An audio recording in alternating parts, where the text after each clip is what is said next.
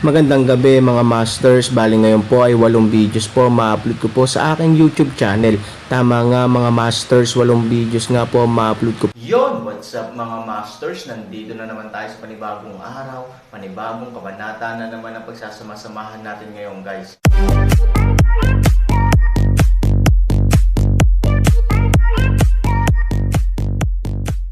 Bali mga masters, kung bago ka pa lang po sa aking YouTube channel, please click the subscribe button, lalong-lalo na po yung notification bell guys, para maging connected pa rin tayo sa isa't isa at maging updated kayo sa mga susunod ko pang video.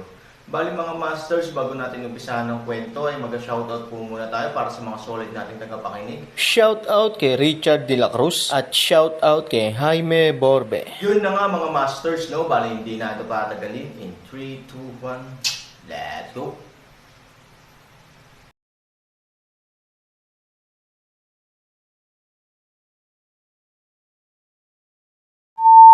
Sa pagdalaw ng enerhiya ni Luroxen, biglang naramdaman ng babaeng nakahiga sa dingding na umiiyak na parang hinihila ng kung sino ang kanyang likod.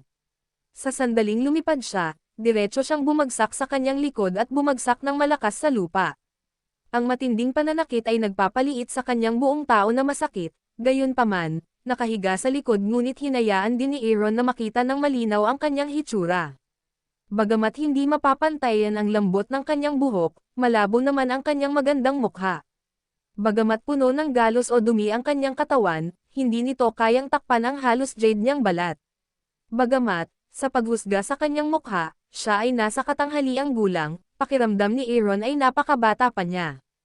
Ang pinaka-nakasimangot ni Aaron ay ang itsura ng babae na halos kapareho ng lalaking iyon. Tiyak na hindi siya kilala ni Aaron, ngunit tila nakita niya siya sa isang lugar. Biglang sumilay ang gulat sa mga mata ni Aaron, at halos tumingin siya kay Luroxen, hindi dapat.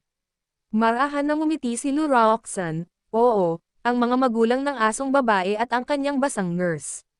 Nang marinig ito, natigilan si Aaron. Ang mga magulang at yaya ni Mingayo, ibig sabihin, alam na ng babaeng ito ang pagtataksil sa kanya ni Mingayo. Hindi niya sinabi kay Luroxen na nang dumating si Luroxen para alalayan, sinadya ni Mingayo na tinakpan ang kanyang mukha, kaya hindi alam ni Luroxen na pinagtaksilan siya ni Mingayo. Ngunit ang babaeng ito, hindi lang ngayon nakakaalam, at nakadama pa ng parusa. Aaron shocked sa parehong oras, ngunit din ay hindi maaaring makatulong ngunit lihim na shocked Lulu Cortella sa ilalim ng sobrang malakas na eyeliner. Kung iisipin, natatakot akong may hangin at damo, ngunit hindi rin makatakas sa mga mata ng babae. Sa iyong mga mata, tila hindi ka gaanong tapat sa akin. Alam mo, ang sino mang magtaksil sa akin ay hindi magkakaroon ng magandang wakas. Kung susundin mo ang aking mga utos, paprotektahan ko siya. Kita mo, ang mga tao ni Simon ay lumipas ng maayos, at handang magpadala sa iyo ng senyales. Sa pamamagitan ng mga mata, ang kanlurang tarangkahan, si Mo Yang ay nakarating na sa tarangkahan, at sa oras na ito, ligtas na binuksan ang tarangkahan. Ngunit ang lalaking nagtaksil sa akin. Ngumiti si Luroxen at sinabi, biglang nanlamig ang kanyang mukha. Pagkatapos, ginalaw niya ang kanyang kamay, at ang babae sa lupa ay agad na dinala sa dingding. Tanging kamatayan. Coldly finished saying, that woman a scream, biglang straight down the city. Sa lalong madaling panahon, na may isa pang buhay ng mapurol na boses at mas malungkot na hiyawan, na sinamahan ng mga pagsabog ng mga zombie na baliw at nasisiyahang ninunguyang tunog. Sila ay mga manunukso, at maaari kang mabuhay, mahinang sabi ni Luroxen. Marahan siyang tinitigan ni Aaron. Sa katalinuhan ni Aaron, paanong hindi niya maintindihan ang ibig sabihin ni Luroxen.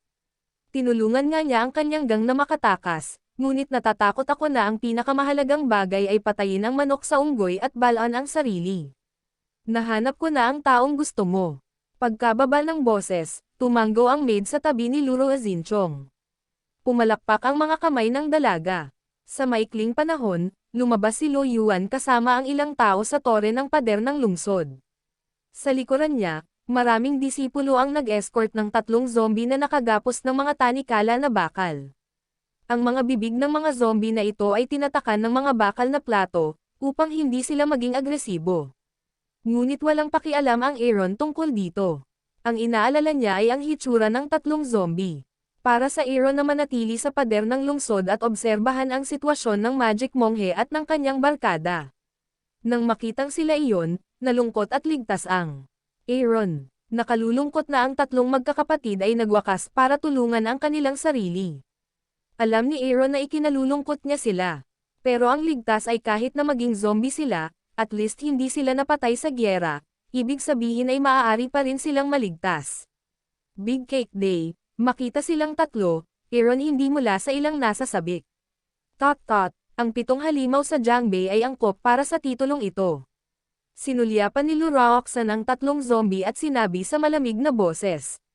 Gayunpaman, kumpara sa ibang mga zombie, ito ay hindi masyadong naiiba. Biglang tinanong ni Roxanne si Lu Yuan, matagal ka na bang naghahanap? Mahirap hanapin, di ba? Mabilis na yumoko si Lu Yuan at sumagot, ang bilang ng mga zombie ay masyadong komplikado, at ito ay talagang mahirap matukoy pagkatapos ng bangkay bagamat mahirap hanapin, ang kanyang mga nasasakupan ay nabubuhay pa rin sa kanilang mga inaasahan at nagsasagawa ng masusing paglilinis at platen sa pamamagitan ng pagpapakalat ng mga zombie. Lu Yuan, ikaw ay lubos na nasisiyahan dito. Maaari mong gawin ito kung kailan mo gusto. Ikaw ay karapat-dapat sa mga piling tao ng Asol na Bundok Pavilion. Aaron ang aking tao. Ito ay isang likas na kredito para sa iyo na gumawa ng isang mahusay na trabaho para sa kanya. Mayroon akong sariling gantimpala, mahinahong sabi ni Roxanne. Salamat, prinsesa. Lubos ang pasasalamat ni Lu Yuan. Tumango si Roxanne at tumingin kay Aaron, para sa iyo, dahil ikaw ay aking tao, natural mong magagamit ang iyong mga karapatan, ngunit. Sa pagsasalita tungkol dito, biglang ngumisi si Roxanne, gusto kong makita kung ito ay napakadaling makilala sila kapag nakikihalubilo sila sa mga zombie. Sa sandaling nahulog ang mga salita, ang kanyang mga kamay ay biglang gumalaw, at tatlong zombie ang itinapon sa ilalim ng dingding. Ano? Biglang nagulat ang mukha ni Aaron at tumitig kay Roxanne. Itong babaeng baliw. Ngunit sa harap ng galit na titig ni Aaron, ngumiti lang si Roxanne nang walang pakialam at tila nasa mabuting kalagayan. Nagmamadali ang Aaron. Wala siyang oras para isipin iyon. Mabilis siyang lumipad palabas ng pader ng lungsod. Aaron, ito ang parusa mo sa hindi pagre-report. Sinabi ko na ang mga tapat sa akin ay likas na magkakaroon ng hindi mabilang na mga pakinabang, habang ang mga nagtataksil sa akin ay hindi kailanman magtatapos sa magandang wakas. Nakatingin sa Aaron na lumilipad upang iligtas, sabi ni Roxanne na may malamig na ngiti. Nagngangalit lang si Aaron at hindi siya pinapansin. Nagmamadali siyang pumunta sa pinakamalapit na zombie. Walang posibilidad na sila ay makilala pagkatapos nilang mahulog. Kahit na napakalayo ng mga ito ay mga zombie, hindi sila tulad ng dalawang babae noon. Pangalawa, sinadyang paghiwalayin ni Roxanne ang tatlong zombie at iniiwasan ang grupo ng zombie sa ibaba, kaya kapag bumagsak sila, halos iisa lang ang posibilidad. Madudurog. Mabilis na niyakap ang kanyang pinakamalapit na zombie, kahit hindi tumitingin, mabilis na lumipad si Aaron patungo sa pangalawang zombie. Gayunpaman, nang lumipad si Aaron sa pangalawang zombie, napagtanto niya na may mali. Sa bilis niya, hindi banggitin ang tatlong maliliit na zombie, kahit 10, na bumabagsak sa taas na 30 hanggang 40 metro, ay sapat na para madali niyang mabawi ang mga ito. Ngunit sa pagkakataong ito ang bilis ng landing ng zombie ay ganap na abnormal. Nakakamangha ang bilis. Roxanne. Sa dagandong ng galit, si Aaron ay walang oras na magalit. Mabilis lang siyang sumugod sa pangalawang zombie, ngunit ang bilis ng pagbagsak ay masyadong mabilis. Nang mahuli ni Aaron ang pangalawang zombie, wala pang 10 sentimetro ang layo niya sa lupa. Maging ang ilang mga zombie ay iniunat ang kanilang mga kamay at hinawakan ang mga paa ni Aaron. Halos anuman ang kanilang sarili ay nasa panganib, ang Aaron na numero ay bumilis, lumipad patungo sa ikatlo. Ngunit ang problema ay ang distansya ay masyadong malayo, at ang bilis ng pagbagsak nito ay napakabilis, kaya ang oras ay nauubusan ng enerhiya. Ang tanging paraan ay ang balutin siya ng enerhiya. Ngunit ang problema ay ang dalawang zombie ay nahuli ng mga kamay ni Aaron, at gusto nilang gawin ito, ngunit ang mga zombie ay gumalaw ng ligaw. Oras na para ibaba sila. Bang! At halos kasabay nito sa hindi kalayuan, sa mahinang tunog, Ang ikatlong zombie ay bumagsak sa lupa, biglang nahulog sa putik ng karne. Isang bakas ng kalungkutan at pag-aatubili ang sumilay sa mga mata ni Aaron. Halos, as long as that little bit, I can save him. Pero, tuluyan na siyang nahulog sa banten ng putik ng karne, buhay at kamatayan, medyo iba na talaga. Ang Aaron ay nanginginig, ngunit sa oras na ito, wala siyang oras upang magdalamhati. Sa tulong ng kanyang enerhiya, ang buong tao ay halos umangat mula sa zombie sa ibaba, at pabalik sa pader ng lungsod. Sa pagtingin kay Luroxen, ang Aaron ay puno ng galit. Kung hindi dahil sa kanya, paanong ang tatlong halimaw sa Jangbei ay? Ano, gusto mo akong saktan? Nakaharap sa halos nakamamatay na mga mata ni Aaron, hindi natakot si Luroxen, tingnan mo ang mga kapatid sa iyong likuran. Kung ito ay, for these zombies, would they end up like this Aaron, I'm avenging you. O baka gusto mo pa akong tamaan 3,000. Hindi ako lalaban sa pinakamaganda. Ngumiti si Luroxen at masayang tumingin sa mga zombie sa ilalim ng pader ng lungsod, gayunpaman, kung hindi ako masaya, hindi ako magiging masaya, nasa mood na magmalasakit sa mga zombie na ito, o mga inosenteng tao. Aaron, anong itatawag ko sa kanila? Nang marinig ito, nanginig ang katawan ni Aaron, ngunit kailangan niyang pigilan ang kanyang galit, dahil halatang may kung ano sa mga salita ni Luroxen. Hindi niya masyadong tinatanong ang sarili kung ano ang tawag sa mga zombie dahil tinatanong niya ang sarili kung paano pipiliin. Alinman sa lahat ay mamamatay ng walang kabuluhan, o lahat ay maliligtas.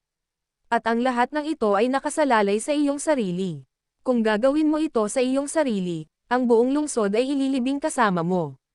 Nang makitang si Aaron ay hindi nang ahas na gawin ito, ngunit kinokontrol ang kanyang paghinga at pinipigilan ang kanyang galit, ang mukha ni Luroxen ay puno ng pagmamalaki. Malinaw, sa patimpalak na ito, hindi lamang siya nanalo, ngunit nanalo rin siya ng lubusan. Next time, if you have anything, please tell me you're liar. Kung hindi, natatakot akong magagalit ka pa rin gaya ng ngayon, pero walang lugar para ilabas ang galit mo at masaktan ang atay mo. Natapos si Luroxen at malumanay na ngumiti. Ngayong nakapili ka na, kunin mo na ang iyong mga tao at umalis ka na rito. May darating na mag-aasikaso sa kahihinatnan mo. Gayunpaman, mas mabuting pumunta sa kampo para hanapin ako sa gabi, kung hindi, maaaring maging kalahating tao ang mga taong ito, at kalahating bangkay na mga halimaw, tapos si Luroxen at tumalikod. Anong gusto mo? Sumimangot si Aaron at malamig na tumingin sa kanya. Bulag ka ba? Maaga pa, gabi na. O bingi ka at hindi mo naririnig ang sinasabi ko. Tumingin si Luroxen kay Aaron at tuwang-tuwa sa malamig na boses. Aaron ngipin isang kagat, hindi niya alam, sa gabi, ang babaeng ito ay baliw. Yun na nga mga masters, no? Bali panibagong kabanata na naman yung natapos natin ngayong gabi. Muli, maraming salamat po